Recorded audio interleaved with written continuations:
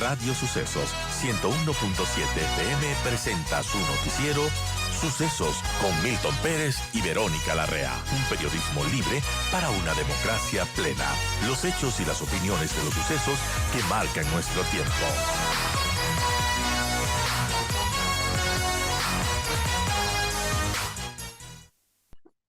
¿Cómo pasa que muchos pensaban, entonces se negó, el juicio no se admitió?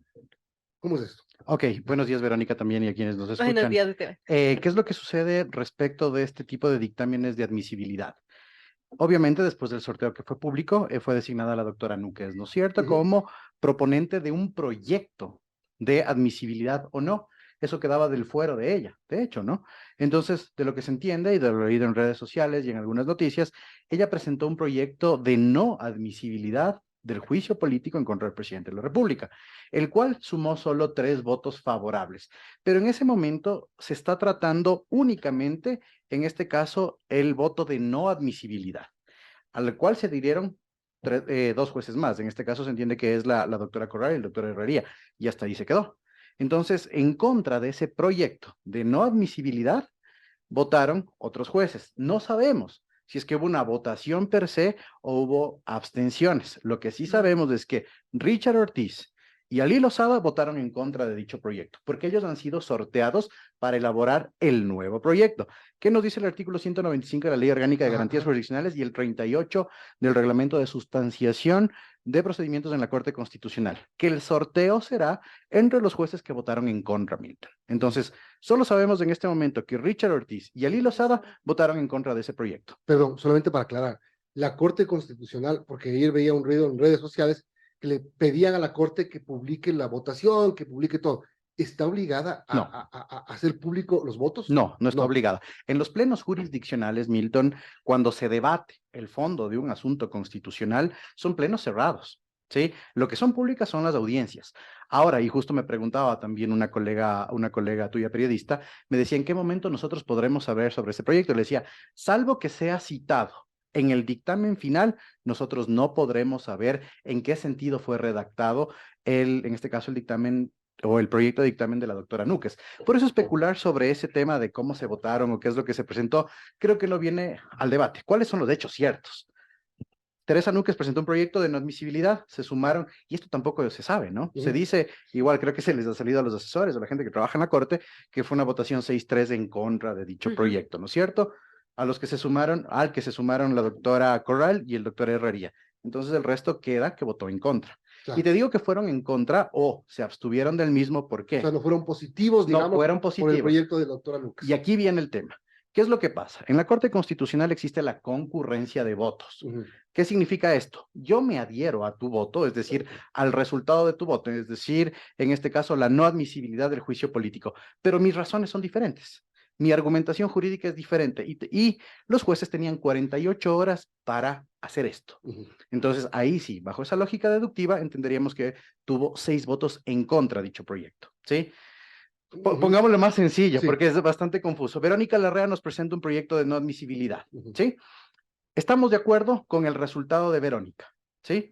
Pero Milton y Esteban, nosotros estamos de acuerdo, pero no llegamos a esa deducción con la misma argumentación. Decimos, ok, Verónica, tenemos la misma proyección que tú, pero la argumentación es diferente. En 48 horas nosotros vamos a emitir nuestro voto de concurrencia con diferente argumentación. Entonces, eso no ocurrió, y la Corte y los magistrados podrían haber hecho eso. Solo hubo esta adhesión de 3, entonces son 6 en contra, esa es la lógica deductiva. Ahora, para seguir siendo didácticos, entonces, lo que pensábamos ayer, o lo que pensaba mucha gente ayer, si la votación la doctora Núquez, para que se admite el juicio, la votación de la doctora Núquez debía haber alcanzado 6 votos. Exacto, 5 más el de ella, que se entiende que ella es parte del proyecto, ¿no es cierto? Si no pasó esto, es que se resortea y cae un nuevo juez ponente que sale de entre los que votaron en contra. Así es. La otra. Entonces, usando la lógica, esto querría decir que hoy la votación va a ser 6-3 en favor de la ponencia, recomendando la admisibilidad del juicio.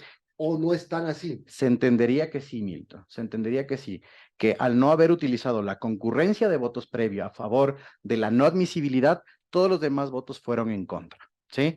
¿Qué es lo que puede suceder aquí? ¿Sabemos o no sabemos que hubo votos concurrentes? No, no hubo votos No hubo. concurrentes. No, Eso sí porque sabemos. eso sí sabemos, porque Milton, si la doctora Núquez hubiese presentado el proyecto y hubiesen habido votos concurrentes, estos jueces hubiesen tenido 48 horas para hacer sus votos concurrentes. Ajá. Es decir, estoy de acuerdo con la no admisibilidad, pero dame 48 horas, hago mi voto concurrente que va a tener el mismo resultado, pero con argumentación diferente. Entonces, no hubo votos concurrentes. Eso es lo que nosotros estamos deduciendo en este momento. Entonces es ilógico pensar Que, que no se va a admitir el juicio. exacto. Por Lo otro más lado, lógico es que el juicio se se admita y vaya al CAL. así es. Eso Hay un, es, hay un criterio que expone claro. la abogada Lolo Miño que dice un juez puede no votar a favor de un proyecto de resolución no porque esté en contra del fondo, es decir, llamar o no juicio político, sino porque no coincide con la argumentación propuesta por la ponente. Yo no me atrevería a decir que hay 6 jueces a favor del juicio político. Esto un poco se contradice con lo que acaba de mencionar ahora. ¿Qué podemos pensar A ver, entonces? igual con el respeto a la colega, en ese sentido, creo que es mejor simplificar el tema. No hubo concurrencia de votos. Es sencillo, Ujú. pero mira, ¿qué hubiese pasado, como les decía en el ejemplo didáctico? Yo estoy de acuerdo con la no admisibilidad, dame 48 horas y hago mi proyecto, ¿sí? Pero tienen cierta parte de razón, María Dolores, porque puede ser que el proyecto que presenten el día de hoy Richard Ortiz y Ali Lozada no satisfaga la argumentación jurídica requerida por los otros jueces y digan, me Y abstengo de la tampoco tengan votación los y votos. tampoco tengan Y de ahí que cabría eso un sí, nuevo sorteo de no, jueces. no, ahí ya no cabe absolutamente nada. Ese es el escenario final, ¿sí? Ese es el plan Z, como se dice, ¿no es cierto? Presentan la ponencia Ali Lozada y el doctor Richard Ortiz y no suman las adhesiones en virtud de la argumentación que ellos han sostenido. O sea, digamos que logra 5 votos. Un Ujú. juez no está de acuerdo con lo que escriben los 2 jueces y no vota. No vota, me abstengo. Logran 5, pero se necesitan 6. 6 votos. ¿Qué pasa Sí. ahí? ¿Qué pasaría ahí? Ya la ley orgánica la ley orgánica de garantías jurisdiccionales y el reglamento de sustanciación no prevé un segundo sorteo. No prevé un segundo resorteo, para nada. ¿Sí? Justo lo analizaba antes de venir a esta entrevista. No hay disposición, derecho público sencillo, no se puede hacer lo que en la ley nos establece. Sí, claro. Entonces, se quedaría como que la Corte Constitucional no dio paso al juicio político. Ojo, no hay dictamen ficto bajo ninguna circunstancia de sí o no, sino que la Corte Constitucional en su interior no obtuvo los votos para la admisión y para la no admisión Ujú. por haber una discordancia interna. Entonces se entendería que no se dio paso al juicio político ni tampoco se dictó la no admisibilidad, así que se archivaría. Eso es lo que igual la lógica me dice al no tener una norma específica que me diga qué hacer. Y si se archiva, el juicio no se admite. Así es. O sea, punto para el gobierno. Punto para el gobierno. Este es un tema que no es para nada político. No, no. Y se está diciendo, acabo de conversar con el ministro Cucalón y dice, lo que salga de la Corte lo vamos a respetar, aunque sea en contra de nosotros. Lo que no están haciendo otras personas que empezaron desde el mismo momento en que se sorteó, empezaron desde el mismo momento en que se sabía que esto tenía que ir a la Corte Constitucional, empezaron a decir, ojo, les vamos a estar vigilando, vamos a hacer unas marchas, nos vamos a pasar por ahí, y cuando se sorteó y cayó en la jueza Núquez, empezaron los ataques de la jueza Núquez y siguen las presiones. No se hizo de parte y parte este respeto a la institucionalidad de la Corte Constitucional y claro, el presidente de la Corte, que me parece desde mi punto de vista, no fue acertado, salió el día viernes a decir, no nos presionen, no debía decir nada, creo yo. Sí, Pero de bueno, acuerdo. así se ha manejado este tema. Sí, a ver, ¿qué es lo que sucede? La presión política en temas tan álgidos como un juicio político, en un dictamen de admisibilidad, por ejemplo, una revocatoria de mandato, una consulta popular, siempre va a haber presión social. Y la Corte Constitucional no ha estado exenta de presión social, Milton. Recordemos que los casos emblemáticos, la Corte Constitucional inclusive se vio paralizada de el ingreso de los magistrados y demás. Recordemos también el reclamo público que hizo el doctor Hernán Salgado Pesantes alguna vez a los manifestantes. Entonces, este tipo de órganos no están exentos de la presión social. Obviamente, las Cortes Constitucionales no tienen una finalidad política, ¿sí? Con efectos políticos, es decir, con reforzamiento o distribución de poder. Sí tienen finalidad política cuando hablamos de institucionalidad estatal. ¿Qué es lo que debería hacer la Corte Constitucional en este sentido? Y de hecho, la Corte Constitucional es uno de los últimos ápices de institucionalidad que tenemos en el país. Tendrá que sustentar definitivamente su dictamen o no. Eso sí, cabe llamar la atención. Creo que la Corte Constitucional no puede estar en medias tintas, es decir, el último escenario, el plan Z que lo habíamos O sea, puesto acá. no se debería No bajo se ningún debería concepto bajo presentar, ningún concepto porque se presentar. transformaría automáticamente en un tema político dentro de la Corte. Exactamente, entonces la Corte no se pronunció. O sea, Y sería raro que un juez que votó ayer por una cosa cambie hoy de cambia de opinión. criterio, sí, eso es Eso pasa en la clarísimo. Asamblea todos los días. Y ya Siempre. sabemos cómo son. Y recordemos un caso análogo, Milton. Recordarás cuando el CPCCS hizo esta simulación votacional respecto de la designación de varias autoridades que fue corregida por la Corte Constitucional. Ujú. Y en la audiencia pública, la Corte Constitucional les preguntó a los ahora destituidos consejeros del CPCCS cómo votaron. Y ellos llegaron a la conclusión en dicha sentencia que hubo una simulación votacional para no designar autoridades. En este caso sería muy grave que la propia Corte Constitucional haga una simulación votacional. No creo que lo haga a efectos de no dar paso al juicio político. Se ha hablado mucho de los argumentos que envía la Asamblea Nacional a la Corte Constitucional por el pedido de juicio político al presidente de la República. No se ha hablado mucho de lo que el presidente presentó a través de su secretario jurídico el sábado como defensa a la Corte Constitucional, un documento de 91 páginas en el que se argumentan varias cosas. Y le quiero preguntar por tres. Primero, se ha llevado a cabo un proceso cuasi penal, dice el documento, que es como raro el término, ¿no?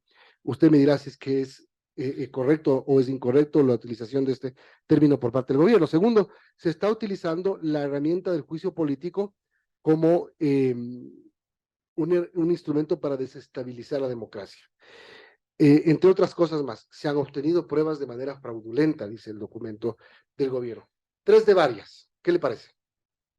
Perdón, estaba tomando nota Sí. para ir viendo No cada me uno de pidas los que repitas, puntos. que no me acuerdo. No te preocupes, para eso me pedí la hora. A ver, el tema cuasi penal, ¿qué es lo que realizó en este caso el pedido de juicio político, quienes hicieron el pedido de juicio político a pesar de todos los errores que estuvieron alrededor? Utilizaron una deducción básica en el derecho penal de imputación. ¿Qué significa esto?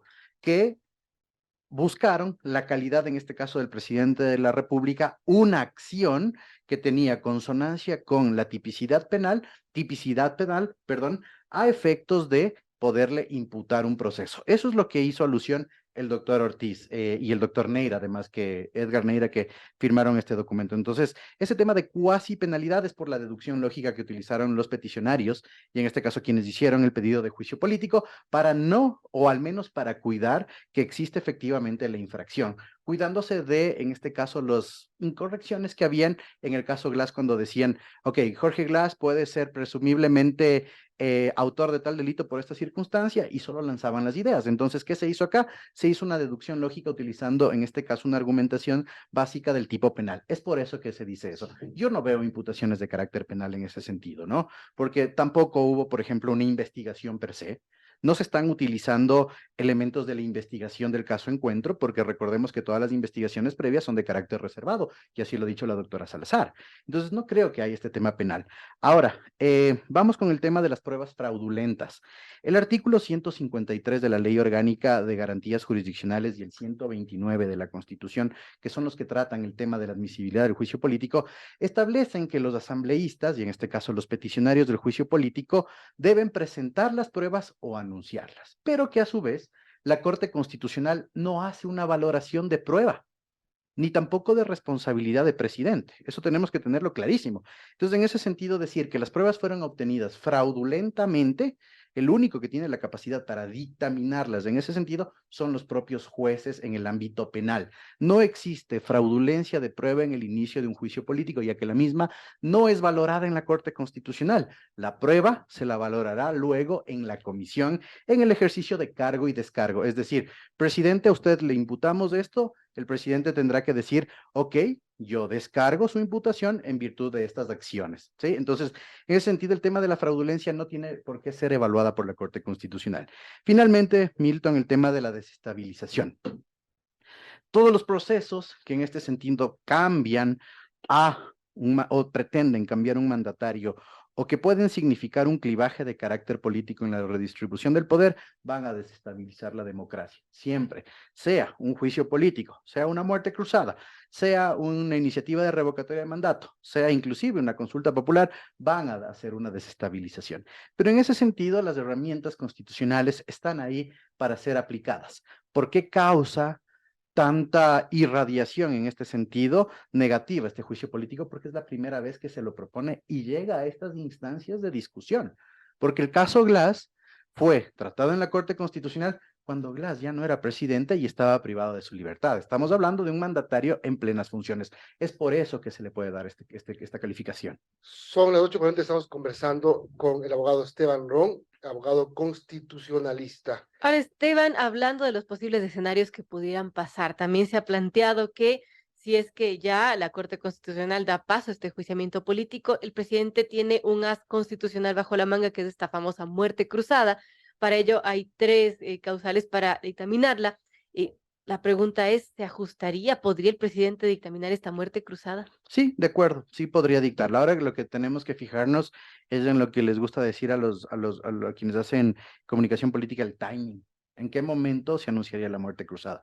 Yo creo que en este momento y con lo que está sucediendo en todo el país, no solo en Alausí, que igual aprovecho para solidarizarme con los compatriotas que viven en ese sector, creo que el ánimo está muy exacerbado en ese sentido, ¿no es cierto? Viene una declaratoria de estado de emergencia en algunas provincias, recordemos que no solo en este caso es Chimborazo, también hay cosas que están sucediendo en Loja, Santo Domingo, el invierno está terrible. Entonces, hay que ver un tema de timing. ¿Qué es lo que va a suceder a mi modo de ver? Y esa es la interpretación que yo tengo.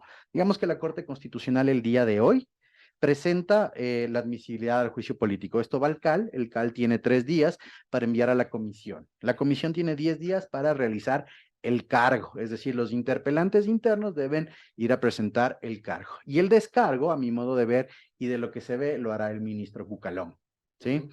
En 10 días después. Entonces, estamos hablando de 20 días. ¿Qué es lo que viene después? El informe. Y el informe positivo o negativo tiene que pasar al pleno de la Asamblea. Ese es un tema bien importante porque mucha gente dice, puede morir, si no muere en la Corte Constitucional, el intento de juicio puede morir en la Comisión de Fiscalización. Y aunque la Comisión de Fiscalización, la verdad de esta, doctor, diga que no recomiendan el juicio, si el Pleno quiere, lo enjuicia. Así es, definitivamente. Entonces, con informe positivo o negativo, informe de mayoría o minoría dentro de la comisión, viene el juicio político. Y es ahí, Verónica, donde yo creo que el presidente activaría la muerte cruzada. Él no acudirá, a mi modo de ver, me hago cargo de este comentario, él no acudirá al pleno de la Asamblea en el caso de que pase. O sea, él aplastaría el botón de la muerte cruzada antes de que le toque sentarse en el pleno. Ahora, porque lo puede hacer en cualquier momento antes de que empiece la votación. Así es. Pero solo para que quede claro y para terminar, la muerte cruzada tiene que ser autorizada por la Corte Constitucional solo en una causal de las 3 causales. Así es. En las demás causales no tiene que ser autorizada. El presidente puede decir, la Asamblea Nacional con esta situación está impidiendo que... Mi ejercicio de cargo. Exacto. Mi ejercicio de funciones. Entonces, en el mismo decreto, decir, tengo imposibilidad de ejercicio de funciones en virtud de estos hechos en los considerandos. Por lo tanto, hago el ejercicio de la disolución legislativa. No se llama muerte cruzada en ese sentido, pero hago el ejercicio de la disolución legislativa y en ese momento nosotros nos quedaríamos con un presidente por 6 meses que solo tiene atribuciones, en este caso, de gobierno en el ámbito económico con control constitucional de la Corte Constitucional y la Asamblea, todos, absolutamente todos se van a sus casas. Solo queda el administrador general con su equipo a efectos de realizar los que quieren salir, ¿no? Porque si no les toca desalojar la Asamblea. No, es que o sea, el tema social puede ser violento inclusive. Sí. Tenemos 2 escenarios, y con eso termino. Claro, Milton. Que el presidente Lasso sea destituido en 30 días aproximadamente. 30 días, 40 días aproximadamente. O que se aplique la muerte cruzada, vayamos a las urnas hasta diciembre. Sí, y de hecho yo te diría que puede ser antes de diciembre. ¿Por qué? Porque en el momento en el cual se firma el decreto de muerte cruzada, el Consejo Nacional Electoral tiene 7 días para realizar la convocatoria y tiene 90 días para realizar las elecciones nacionales. Y luego, a posteriori, el Consejo Nacional Electoral podrá tomarse algunos días más de efectos de la ejecución del proceso electoral. Y 2 cosas no previstas. La una, que no tengan los votos y no se lo destituya el presidente y salga avante. Y la otra, que si aplica la muerte cruzada, la presión social sea tan grave que el presidente tenga que renuncie y venga el doctor Borrero. Sí, todo lo que está pasando en este momento en este país es absolutamente delicado. Gracias, Esteban Ron, decano de la Facultad de Ciencias Sociales y Jurídicas de la Universidad Internacional SEC, abogado constitucionalista. Buen día.